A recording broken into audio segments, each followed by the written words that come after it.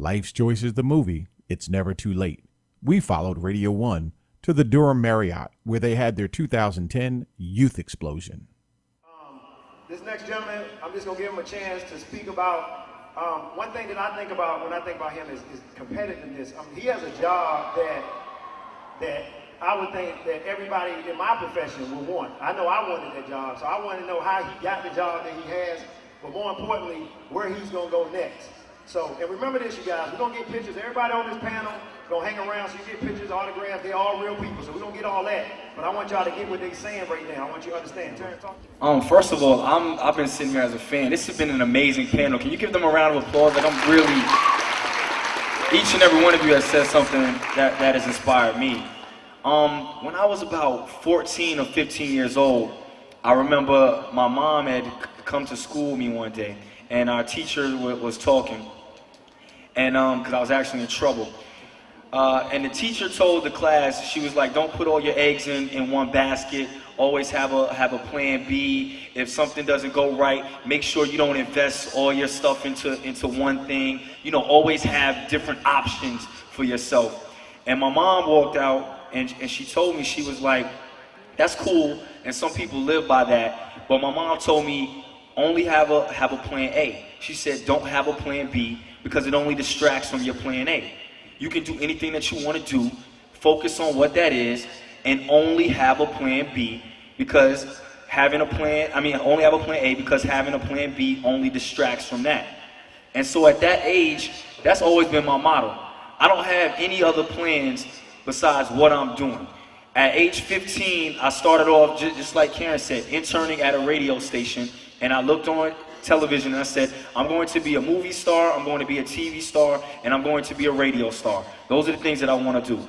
And since the age of 14, 15, I have walked down that path and I have not done anything else. I never played basketball, I never did anything else but going in the direction that I thought would get me to that level.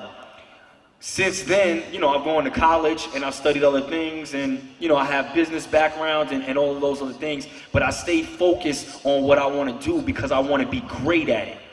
And there's a common denominator between people that are great at something and people that are just okay.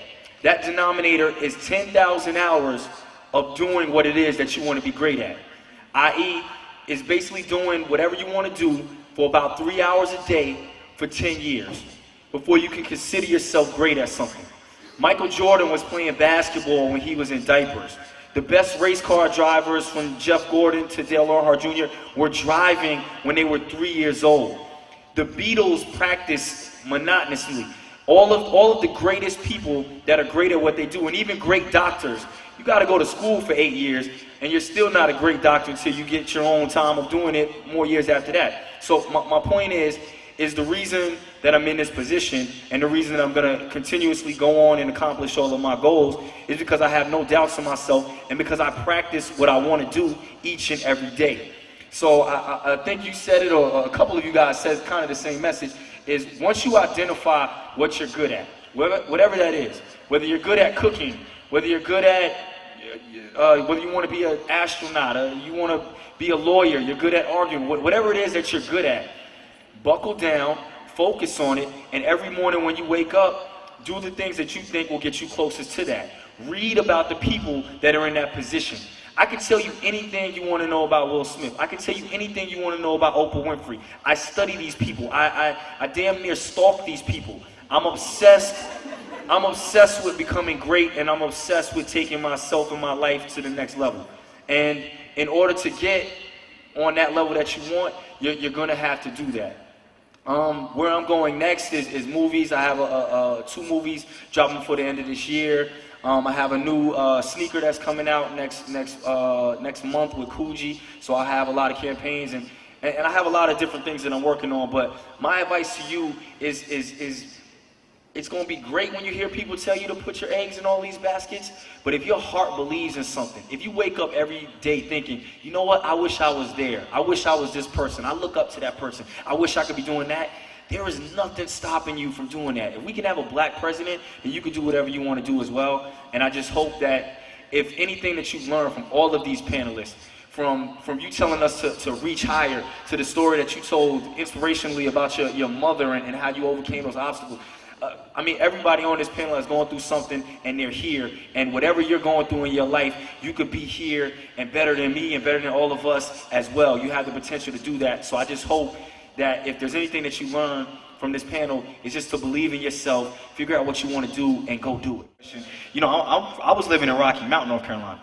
So when you talk about Oxford, we could compete over who's more country. So what I heard about it on TV, just like everybody else. I was working down in Florida. I had about $400 in my entire bank account. I was broke. This is after I graduated college. This is 2 years after I had a college degree and was working a job making maybe $19,000 a year because I was miserable because everybody told me that you have to, you know, get a regular job after school. So I was miserable. I spent about 2 years. My path wasn't straight. I heard about it on TV. My brother Fred said the audition's in New York, and I went to New York and I got cut.